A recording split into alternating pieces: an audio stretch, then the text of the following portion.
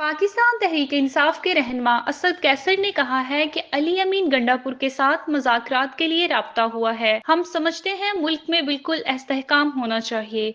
इस वक्त law and order के चैलेंजेस का सामना है। सवाबी में मीडिया से गुफ्तगू करते हुए उन्होंने कहा, 24 मार्च के एहतजाज के लिए हमने हिकमत अमली तब्दील कर दी है। पिशावर, मर्दान, चारसदा और नौशहरा के लिए कारकुनान सवाबी से इस्लामाबाद जाएंगे। बाकी इजला के कारकुनान मुख्तलिफ रूट से इस्लामाबाद की तरफ मार्च करेंगे। असद कैसर ने कहा कि अली अमीन गंडापुर के साथ मुज़ाकरात के लिए राब्ता हुआ। सबसे अहम बात यह है कि बानी पीटीआई ने अली अमीन गंडापुर को मुज़ाकरात की इजाजत दी। उन्होंने कहा कि अब देखना है कि हुकूमत कितनी संजीदगी से इस एजेंडे को आगे बढ़ाती है। आप हमें दीवार से लगाएंगे तो एहतजाज के अलावा हमारे पास कौन सा रास्ता है। पीटीआई रहनुमा ने कहा कि हम समझते हैं मुल्क में बिल्कुल इस्तेहकाम आना चाहिए।